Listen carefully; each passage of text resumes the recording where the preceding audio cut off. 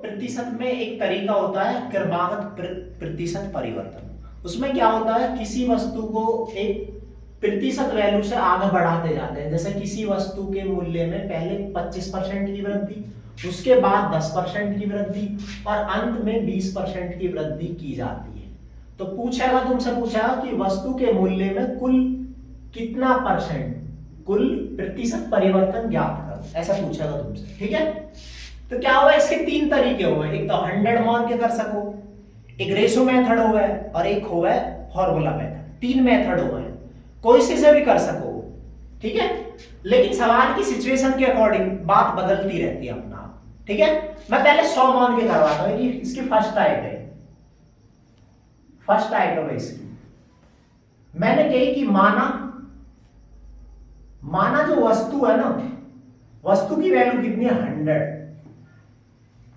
100 है भाई वस्तु की वैल्यू। हमने क्या करा भाई, पहले हमने क्या करना, पहले हमें 25% वृद्धि करनी है भाई। हमने ये वैल्यू कितनी बढ़ाई, 25%। जब 100 पे किसी की भी परसेंटेज वैल्यू निकाला वो ही वैल्यू आ रहा है। ठीक है, तो कितनी आई, 25 ही आएगी। तो तुम बढ़ाना है तो क्या हो जाएगा, 125। फिर तुम्हें क्या करना, उसके बाद तुम्हें क्या करना, वो वैल्यू कितनी करनी है भाई, 10% बढ़ानी है। देखो प्रतिशत परिवर्तन में बेस बदलते हैं, पहले ये वाला बेस है, अब क्या ये बेस रहेगा। तो इसका तुम्हें क्या निकालना, देखो ये वैल्यू, हर वैल्यू अपने आप में 100% होती है। जैसे अपना अपना 100% है भाई। देखो ये निकालने का बेसिक मेथड सही कि भाई हमें 10% की वैल्यू निकालनी है, बराबर का साइन ही होता है। 10 की डिवाइड हो जाएगी भाई, 10 की डिवाइड इधर का, 10 की डिवाइड इधर की हो जाती है। कितना आया, 12.5 और इक्वल टू कितना आ जाए, 10%। तो कितनी आई, 10% की वैल्यू कितनी आई भाई, 12.5। तुम्हें ये बढ़ाना है। ठीक है भाई, तो कितना हो जाएगा, इसमें ऐड कर दो इसे, तो कितना हो जाएगा, 5 का 5, 2 5 कितने हो गए, 7 और ये कितने हो, 1 2 3 और ये कितने अंक बाद डेसिमल है, 1 अंक बाद। ठीक है, कितना है, 137.5।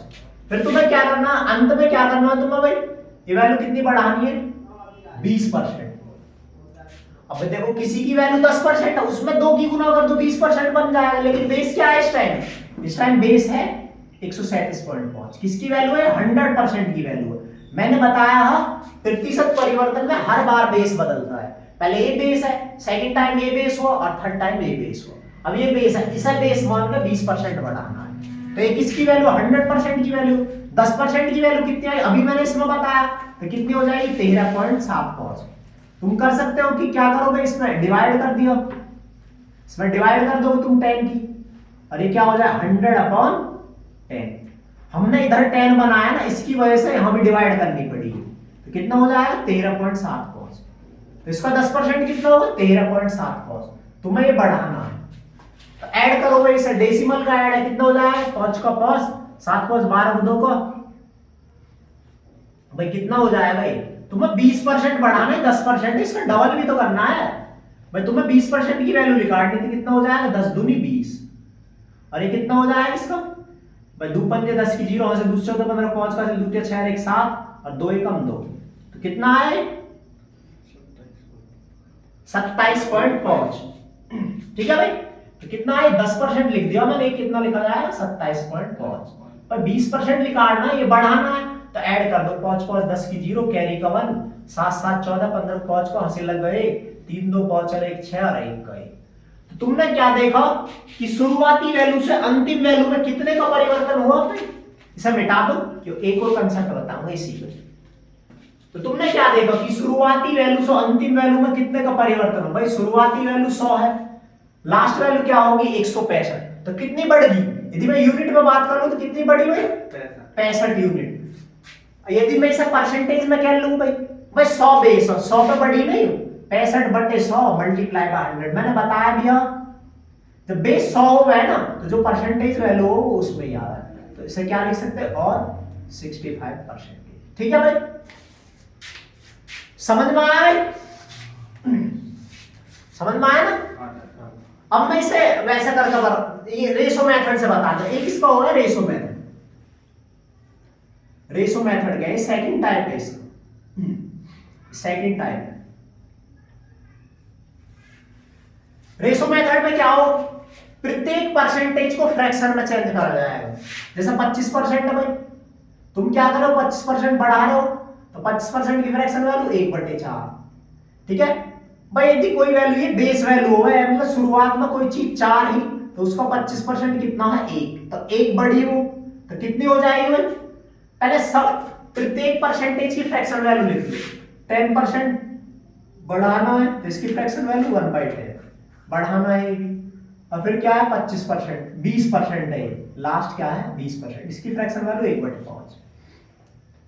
भाई यदि कोई वैल्यू 10 ही उसका 10% कितना होगा 1, यदि कोई वैल्यू 5 ही उसका 20% कितना होगा 1। तुम्हें लिखना है क्या हो जाएगा भाई, कोई वैल्यू 4 ही, 4 से कितनी होगी 5। ये हमेशा शुरुआत से अंतिम वैल्यू, इनिशियल से फाइनल का रेशो लिखा जाएगा, मतलब शुरुआती वैल्यू से अंतिम वैल्यू का रेशो। ऐसे इसमें शुरुआती वैल्यू से अंतिम वैल्यू का रेशो, अंतिम वैल्यू क्या हो जाएगी 11, शुरुआती वैल्यू 5 है, कितनी हो जाएगी 6। इसमें क्या होगा, इसमें क्रॉस कटते हैं ऐसे, ठीक है, देखो 5 से 5 डिवाइड हो गई, 1 टाइम्स कट जाएगा, और देखो 2 दूनी 4 ऐसे भी कट जाते हैं, ऐसे भी कट जाते हैं, 2 दूनी 4 2 की 6, ये मैं ऐसे भी काट सकता, 5 1 जा 5 5 2 जा 10 ऐसे भी। अब इसकी ऐसे मल्टीप्लाई होगी भाई, 2 की मल्टीप्लाई होगी 10 में कितना आएगा 20, और इसकी मल्टीप्लाई ये तो 1 है ना, 11 3 33। देखो यदि बेस तुम 100 बना लोगे तो डायरेक्ट प्रतिशत में लिखा जाएगा, ये शुरुआती वैल्यू बेस वैल्यू है, ये अंतिम वैल्यू, ये हमेशा किसकी वैल्यू आएगी, देखो ये शुरुआती वैल्यू इनिशियल वैल्यू से फाइनल वैल्यू का रेशो आएगा। मतलब कोई चीज शुरुआत में यही तो कितनी होगी 33 होगी, तो तुम क्या करो ऐसे भी कर सकते हो, बेस 100 बना सको तो कितने की मल्टीप्लाई, बस बेस 100 बनाना है 20 है, 100 बनाने के लिए 5 की गुना होगी तो कितना हो जाए 20 पंजे 100, और 33 पंजे कितना हो भाई 30 पंजे 150, और 150 में 15 ऐड होगा तो कितना है 115, तो कितना परिवर्तन हुआ भाई 65, और डायरेक्ट प्रतिशत में कहलाएगा 65%। मैंने और भी बताया तुम्हें ऐसे, समझ में आई गई बात, ये रेशो मेथड है। उसके बाद एक और मेथड होगा, उसको